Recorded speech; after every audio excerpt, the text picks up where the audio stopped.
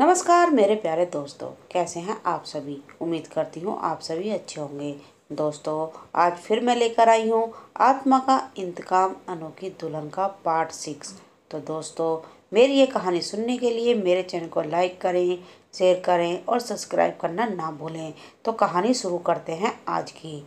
आत्मा का इंतकाम अनोखी दुल्हन पार्ट 6। फायर की आवाज़ से आगे बढ़ने वाले लोग पीछे हट गए। मीनू ने ऑटो वाले से कहा, भैया भैया जल्दी रोको, और झपटकर अपना पर्स खोला। उसके हाथ में जो भी नोट आया वो उसने ऑटो वाले के सामने फेंका और उतरकर भाग खड़ी हुई। पीछे से ऑटो वाला चिल्लाता ही रह गया, मैम यह नोट 500 का है, छुट्टे पैसे तो लेती जाओ, वह तुम ही रख लो, कहकर बिजली की तेजी से उन लड़कों के सामने आ खड़ी हुई और चिल्लाकर बोली, यह क्या कर रहे हो, इस लड़की को क्यों खींच रहे हो। एक लड़का बोला, अरे करण, इसके बचाने भी आई तो यह हूर परी। इस बात पर करण हंसकर बोला, देख पलटू, हमारी किस्मत जोरदार है, भगवान भी देता है छप्पर फाड़कर। करण की तो बाजें खिली पड़ रही थी। वह बोला, इस साली के पीछे चक्कर लगाते लगाते हम तो परेशान हो गए, लेकिन भगवान ने हमारी मेहनत का फल अच्छा दिया है, एकदम से बम्पर कमाई। ये सुरेंद्र, जल्दी से बाहर निकल, देख यहाँ तो मामला डबल हो गया है। तो डबल लोग भी चाहिए भाई। सुरजीत, तू भी निकल जल्दी से, पल भर में मामला पलट भी सकता है। अब जल्दी चल, देर ना कर, कोई ना कोई पुलिस की गाड़ी आ गई तो हमारी आफत आ जाएगी। आनन फानन के कार के अंदर से दो लड़के निकल आए। उन दोनों ने पहले से खड़ी लड़की को पकड़कर कार में धकेला। मीनू उन लोगों से भिड़ गई, लेकिन फिर कुछ सोचकर ढीली पड़ गई। उन दोनों लड़कों ने मीनू को भी धकेलकर कार के अंदर डाला और खुद भी कार में बैठे। फटाक से दरवाजा बंद किया और काले शीशे चढ़ाए और कार दौड़ा दी। कार तूफानी रफ्तार से सड़क पर दौड़ रही थी। जल्दी ही वह आंखों से ओझल हो गई। कार से अब चीखने की आवाज़ नहीं आ रही थी। संभवतः उन लड़कों ने दोनों लड़कियों के गन पॉइंट पर लिया हुआ था। पोस्ट इलाके सदाशिव नगर के भीड़ भाड़ वाले इलाके में हुई इस घटना से सब स्तंभ रह गए। ऑटो वाले ने जो मीनू को लेकर आया था वह छुट्टे पैसे देने के चक्कर में मीनू के पीछे दौड़ा भी था, लेकिन इस घटना को देखकर वही थम गया था। लेकिन जब उसने मीनू से कहा, बाकी पैसे तुम ही रख लेना, तो वह मन ही मन में सोचने लगा, काश भगवान ऐसी सवारी रोज भेज दे। लेकिन उस सवारी का थोड़ी ही देर में गुंडों ने अपहरण कर लिया, वह भी उसकी आंखों के सामने। तो वो एकदम से सकते में रह गया। लेकिन वह क्या कर सकता था भाई, बंदूक के आगे तो किसी का जोर नहीं चलता। प्राण सबको प्यारे होते हैं। जब कोई कुछ नहीं कर सका तो वह क्या कर लेता। उसकी आत्मा उसे कचोट रही थी कि उन लड़कियों की जिंदगी खतरे में है, उसे कुछ तो करना चाहिए, इंसानियत के नाते ही सही। आखिरकार वो क्या कर सकता है। थोड़ी देर तक तो वह खड़ा सोचता रहा। उसे सब लोगों पर गुस्सा भी आ रही थी। इतने सारे लोग हैं, किसी ने भी शोरगुल नहीं मचाया, कुछ भी नहीं किया। कार तो आंखों के आगे से ओझल हो गई थी, पर उसका नंबर उसने नोट कर लिया था। वहीं पास के एक पब्लिक बूथ में जाकर उसने पुलिस थाने को फ़ोन मिलाया और सूचना दे दी, अभी अभी दो लड़कियों का अपहरण हो गया है। उसने जगह की लोकेशन बताई और अपना नाम गुप्त रखने की बात कहते हुए वापस आया और ऑटो में बैठकर वह भी चला गया। जिन लोगों ने यह घटना देखी थी वह पछड़े में पड़ने की बजाय आगे बढ़ गए कि जो भी खबर होगी से और टीवी की न्यूज़ से मालूम पड़ जाएगी कि क्या हुआ, कौन अपनी जान फंसाए और आफत मोल ले। इसके अलावा हासिल कुछ होना नहीं, और पुलिस तो ऐसे पीछे पड़ जाती है जैसे सारा का सारा क्राइम हमने ही किया है। थोड़ी देर में वह ट्रैफिक पहले की तरह ही सामान्य हो गया था। किसी को यह भनक भी नहीं लगी कि अभी थोड़ी देर पहले यहाँ कोई बहुत बड़ी घटना घट चुकी है। उधर कार में बैठी वह लड़की थर-थर काँप रही थी, लेकिन मीनू के आ जाने से उसे थोड़ी तसल्ली मिली थी। उनकी कनपटी पर दोनों तरफ से दो लड़के गन ताने बैठे थे, बीच बीच में धमकाते भी जा रहे थे, अगर जरा सा भी हिलने की कोशिश की तो अभी तुम्हारी खोपड़ी के खरपच्चे उड़ जाएंगे। उस लड़की का पीला चेहरा देखकर मीनू को उस पर बहुत तरस आ रहा था। उसने धीरे से उस लड़की का हाथ दबाकर थपथपाया, जैसे उसे सांत्वना दे रही हो कि चिंता मत करो, सब कुछ ठीक हो जाएगा। मीनू कि उस स्पर्श से लड़की को बहुत राहत मिली। शायद वो उसकी सांत्वना को समझ रही थी।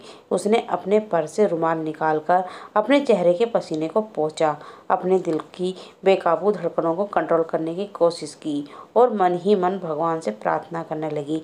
कार ड्राइवर करते हुए दूसरे लड़के से कहा, यार सुरेंद्र, लगता है अब की पैसों का टोटा खत्म हो जाएगा। इतने दिनों से सूखा पड़ा था, अब आगे तो इकट्ठे आएंगे।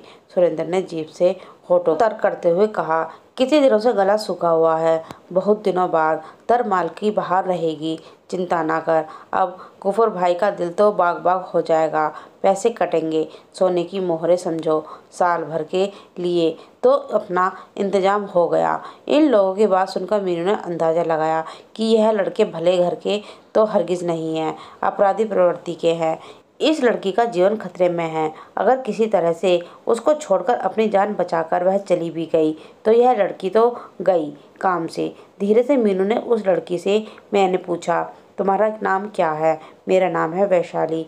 वह लड़की सिसक रही थी। अबे चुप, अभी जान पहचान करवाता हूँ। करण ने कनपटी पर गन का दबाव बढ़ाया तो वैशाली सहमकर चुप हो गई। समय काटने के लिए अब उन लड़कों ने अपने आपस में बातचीत शुरू कर दी। यह तो बता सुरजीत, तेरी उधारी निपटी के नहीं अभी तक? सुरजीत ने मुंह लटकाकर कहा, नहीं तो पहले से और ज़्यादा बढ़ गई। मैं उसे मना कर भी थक गया, जरा भी रहम नहीं है उसके अंदर। आफत किए रहता है साला बुढ़ा, पैसों की गद्दी पर बैठता है, पर नियत में पैसों की इतनी हवस है कि एक दमड़ी भी नहीं छोड़ सकता। अरे तूने एक बार बताया था कि अकेला रहता है। पीछे से करण बोला, हाँ तो उसमें कौन सी बात अनोखी है? अरे है, तभी तो करण पूछ रहा है। पलटू भी बातचीत में शामिल हो गया। क्या बात है, मुझको भी पता चले। सुरजीत उतावला हो गया। बात क्या है? उस बूढ़े को एक दिन टपका देते हैं, लाखों में खेलेंगे फिर हम। पलटू की आंखें ऐसे चमक रही थी जैसे लाखों उसकी आंखों के सामने लहरा रहे हों। हिस्त ऐसी बातें नहीं सोचते, वह हाई फाई मामला है। उसके बेटे बड़े अफसर हैं, पुलिस उनकी मुट्ठी में रहती है, हमारी गर्दन दब जाएगी। सुरजीत मेरी मरी आवाज़ में बोला, अरे विदेश में रहते हैं, अब आएंगे तब आएंगे, तब तक अपन क्या यहीं बैठे रहेंगे? यहाँ से चंपत हो जाएंगे। हम तो प्लानिंग बनाए बैठे हैं। कार में काले शीशे होने की वजह से दूसरी खिड़की के सामने उन लड़कों के सामने बैठने से और दूसरी घबराहट के कारण गर्दन इधर उधर न करने से निर्देश के कारण मीनू और वैशाली अंदाज़ा नहीं लगा पा रही थी कि कार कहाँ जा रही है। थोड़ी देर के बाद कार रुकी और सुरजीत बाहर कूदकर गया। शायद वह किसी बाउंड्री का फाटक खुलवा रहा था। उसके बाद वह आकर बैठ गया। कार फिर रवाना हुई। फाटक बंद होने की आवाज़ आई। कार आगे जाकर रुकी। उन चारों ने अब मीनू और वैशाली से नीचे उतरने के लिए कहा। दोनों चुपचाप नीचे उतर आईं। उन्होंने चारों तरफ देखकर जायजा लेना चाहा कि इस समय वे कहाँ पर हैं, जिसे देखकर उन चारों लड़कों में से करण नामक एक ज़्यादा लंबे और चंट शक्ल वाले लड़के ने उन्हें झपटा। ज़्यादा चुस्त और चालाक बनने की कोशिश मत करना, वरना हम तुमको ऊपर पहुंचाने में भी देरी नहीं लगाएगी। और सबसे पहले तो अपने पर्स लाओ। करण ने उन दोनों के पर्स ले लिए। उनकी तलाशी लेकर उनके मोबाइल निकाल लिए। यह देखकर दोनों मायूस हो गई, वरना मीनू तो यह सोच रही थी जैसे ही मौका मिलेगा वह फ़ोन करेगी और अपने बारे में फटाफट बताकर लोकेशन और जानकारी शेयर कर देगी। लेकिन अब क्या हो सकता था? चलो आगे चलो। वे लड़के दोनों को धकेलते हुए अंदर ले जाने लगे। देखने में यह कोई निर्माणाधीन इमारत लग रही थी जहां इस समय काम बंद था। यह कोई रिहायशी इलाका नहीं था, इसलिए आसपास यहाँ कोई आता जाता भी नहीं होगा। इसलिए यह जगह इन अपराधियों के लिए मुफीद थी। यहाँ इनके लिए कोई खतरा नहीं था। संभवतः यह कोई नई कॉलोनी निर्मित हो रही थी। आसपास निगाह दौड़ाने पर ऐसी ही निर्माणाधीन इमारतें दिखाई दे रही थी। वैशाली का दिल दहल उठा। यह भी नहीं पता है कि यह कौन सी जगह है। दूसरे, यह कोई निर्माणाधीन कॉलोनी है। दूर दूर तक ईंटें, सीमेंट, लोहे की सरियां, बिल्लियां, गाटर ही दिखाई दे रहे हैं। यहाँ तो गला फाड़ फाड़ कर चिल्लाने से भी किसी को कुछ सुनाई नहीं देगा। कहीं ऐसा तो नहीं है कि जो इसका कंस्ट्रक्टर है वह हमारी किडनैपिंग में ही इन्वॉल्व हो। क्या जाने मेरा क्या हश्र होने वाला है। वैशाली की आंखों से तेजी से आंसू बहने लगे। उन लोगों ने एक बड़े से हॉल कमरे में उन दोनों को धकेलकर उन्हें अच्छी तरह से धमकाया कि यहाँ तुम्हारी दूर दूर तक कोई आवाज़ सुनने वाला भी नहीं है। अगर जरा सी भी कुछ ची चपड़ की तो तुम्हारी लाश के टुकड़े टुकड़े करके फेंक देंगे। दोनों सहम कर एक और बैठ गई। उन लोगों ने कमरे के बाहर से बंद कर दिया। अब चारों लड़के बाहर आपस में सलाह कर रहे थे। सुरजीत कहता है, अब हम बॉस को फ़ोन करके बता देते हैं।